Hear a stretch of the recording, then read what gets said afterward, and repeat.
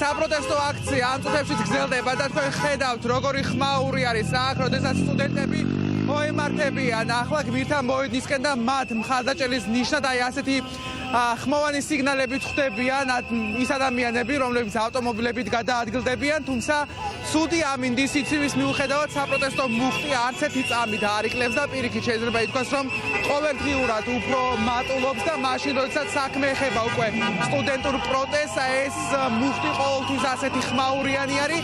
თქვენ ჩემს უკან კადრში ხედავთ ახლა კავკასიის უნივერსიტეტის სტუდენტების მსვლელობას, თუმცა უნდა აღინიშნოს, რომ ეს არის ის გამორჩეული შემთხვევა, როდესაც სტუდენტებთან და კურსდამთავრებულებთან ერთად არიან მათი ლექტორები, პროფესორები, რომლებიც აი ამ პროტესტის ავანგარდში დგანან და ეს ნამდვილად გამოარჩევს დღევანდელ ამ პროტესტს სხვა პროტესტებისგან, რომლებიც გვინახავს, ვინაიდან პირველ რიგში არის შამდგარი ფაქტობრივად ის ადამიანები, რომლებიც უძღვებიან აი ამ სტუდენტების განათლებას, სხვა სკოლის დეკანები, რომლებიც აქ არიან და თქვენ ხედავთ როგორი არის ახლა განწყობა.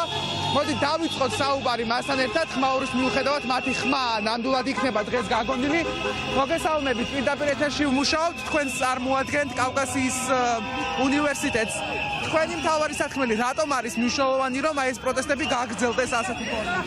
ძალიან მნიშვნელოვანია დავუბრუნდეთ ევროპულ გზას, რაც ჩვენ ყველანი ძალიან ბევრს შრომობთ იმისთვის, რომ გქონდეს ევროპული მომავალი და არავის არ მივცემთ იმის უფლებას, რომ ეს მომავალი წაგვართვან. კი ბატონო, სტუდენტების პროტესტი ყოველთვის ძალიან მნიშვნელოვანი არის ჩვენი ქვეყნის ისტორიის ყვალდაკვალ, რაც გვინახავს. ფიქრობთ თუ არა, რომ სწორედ სტუდენტური პროტესტი იქნება ის, რაც მოიტანს საბოლოოში? ახალგაზრდობის აქტიურობა, რადგანაც ესენი არიან ზუსტად, ანუ ჩვენი ქვეყნის მომავალი, არის, ასე ვთქვათ, გარდამტეხი ზუსტად იმისთვის, რომ მივახციოთ წარმატებას და დარწმუნებული ვარ ამაში, რომ მივახცევთ. კი ბატონო, მადლობა.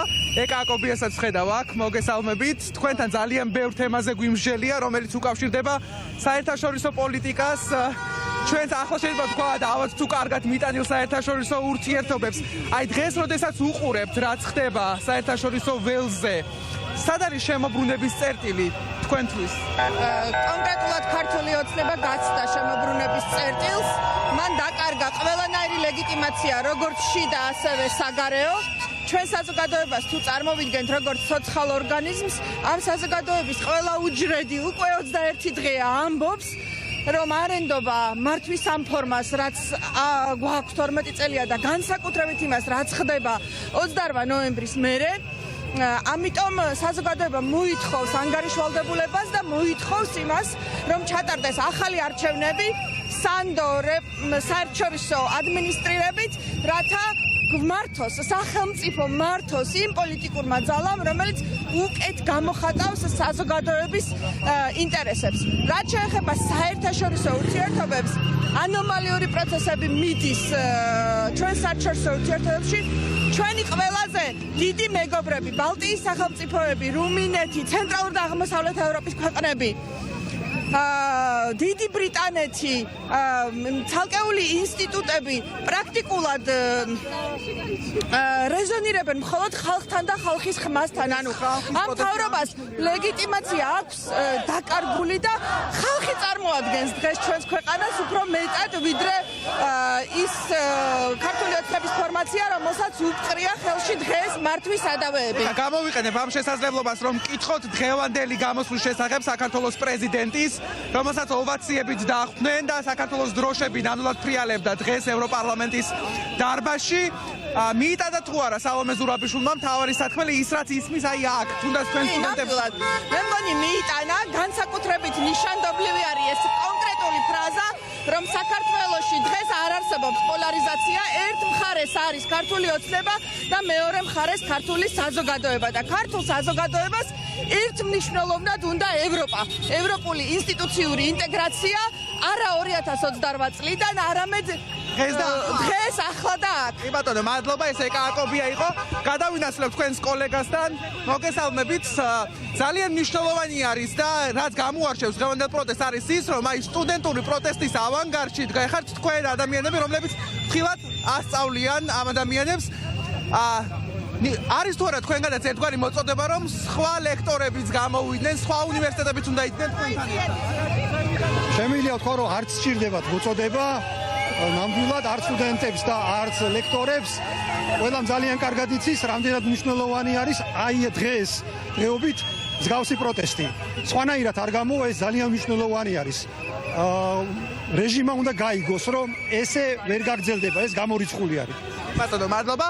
ამასობა ჩვენ მოუახლოვდით უკვე საზოგადოებრივ მაუწყებელს და აქედან გრძელდება უკვე ცვლილობა, როგორც გითხარით, გმირთა მოედანი იქნება ერთ-ერთი გაჩერება და კიდევ ერთ დეკანს გავესაუბროთ. კიდევ ერთხელ უნდა აღინიშნოს ეს განსაკუთრებული შემთხვევა, როდესაც თქვენ აი პირველ ზოლში ხედავთ სწორედ იმ ადამიანებს, პროფესორებს, ლექტორებს, რომლებიც წინ მოუძღვებიან ამას. ელენე, გამარჯობა. თქვენს წარმოადგენთ კავკასიის უნივერსიტეტს და თქვენთან ეს ამ კითხვით მინდა დავიწყო საუბარი. რატომ არის მნიშვნელოვანი ის, რომ სტუდენტების გვერდით დღეს იდგნენ ლექტორები, რაც მოდი ვთქვათ, რომ გამონაკლისი არ არის, მაგრამ იშვიათობა არის ძალიან ბევრი დიდი უნივერსიტეტის მაგალითზე. მადლობა პირველ რიგში კითხვისთვის და ჩვენთან ერთად ყოფნისთვის. ძალიან მნიშვნელოვანი არის, რომ ამ უწყვეტი 21 დღიან პროტესტში ჩანდეს კონკრეტული, ასე ვთქვათ, საზოგადოების ხმაც, ხო? მათ შორის ერთ-ერთი ყველაზე მნიშვნელოვანი არის ზუსტად საუნივერსიტეტო საზოგადოება. ჩვენი ჩართულობა, ასე ვთქვათ, პროფესორების, სტუდენტების, კურსდამთავრებულების გვერდით არის ძალიან მნიშვნელოვანი, იმიტომ რომ ზუსტად ეს ხალხი, ეს თაობა არის მომავალი თაობა, რომელმაც უნდა შექმნეს ამ ქვეყნის მომავალი, ხო და ქმნიან ამ ქვეყნის დღევანდელობას. შესაბამისად, მათი გზავნილების მხარდაჭერა ჩვენი მხრიდან არის ერთ-ერთი მნიშვნელოვანი, რაც შეგვიძლია რომ ახლა ჩვენ გავაკეთოთ. მადლობა. მე ვთხოვ ოპერატორს, რომ გადმოიუნაცვლოს უკვე რიგებში, რადგან ჩვენ საუბრობთ სტუდენტურ პროტესტზე. მოდი სტუდენტების ხმაც მოვისმინოთ. თქვენ ხედავთ არაერთ პოსტერს უკან, რომელიც მოაქვს პროტესტის ნიშნად ამ ადამიანს. მოდი თქვენგან დავიწყებ საუბარს, თუ შეიძლება, არ არის პრობლემა. კი ბატონო, ვინმეს თუ გსურთ, მოდით. აი, აქაც გავაგზავნოთ საუბარი. კარგი, ზოგიერთი მორცხვერის არაუშავთ, გამარჯობა. თქვენ გაგესაუბრებით, თქვენ სტუდენტი ხართ, როგორც ხვდები თუ კურსდამთავრებული? მე დამთავრებული. ძალიან კარგი კურსდამთავრებულების ხმაც გავიგონოთ. თქვენ რა მოგცათ კავკასიის უნივერსიტეტმა და დღეს რატომ იმყოფებით აქ აი ამ პროტესტზე? კავკასიის უნივერსიტეტმა მე პირადად მომცა იმ დროისთვის განსხვავებული და განათლება და როგორც ვთქვათ competitive advantage. და აქ ვიმყოფები, ალბათ ჩემი ბევრი მეგობარი რეალურად იტყო და საქმეს, მაგრამ მე ერთ მთავარს ვიტყვი რა. სანამ ერთი ადამიანი მაინც უკანონოდ არის დაჭერილი, არავის სახში შესვლის უფლება არ აქვს. და სტუდენტური პროტესტი გაგრძელდება ალბათ. არა მარტო სტუდენტური. არავით მთელი საქართველოს ამ პროტესტის ზონაში იმყოფება. მოდით კიდევ რამდენიმე ადამიანს გავესაუბროთ, ამის საშუალება გვაქვს. გამარჯობათ, კი ბატონო. მოდით თქვენ კი აი გამარჯობა, თქვენ ხედავთ დროშით ხართ, პირდაპირ ეთერში მუშაობთ, სტუდენტი ხართ, როგორც ხვდები. კი ბატონო, კიდევ ერთხელ, მოდით თავარი სათქმელი ჩამოვაყალიბოთ დღევანდელი დღის. განმეორდები იგივეს ვიტყვი, რასაც ეს 20 დღეა ვიძახით საზოგადოება, რომელიც ყოველდღე დაუღალავად იკრიბება ერთ და იგივე წერტილში. პირველ რიგში ყველა დაკავებული უნდა აუცილებლად გათავისუფლდეს, ეს არის პირველი პირობა, რაც უნდა შესრულდეს და მეორე ის რომ დანიშნოს ხელახალი არჩევნები. თავისუფალ გარემოში, რა თქმა უნდა. რომ ყველაფერი მართლაც მშვიდობიანად მოხდეს ამ ქვეყანაში და არა იმ მშვიდობით, რომელსაც ოცნება გველაპარაკება ეს დღეები და ვხედავთ ქუჩებში რა საშინელებასაც ატრიალებენ. კი ბატონო, მადლობა.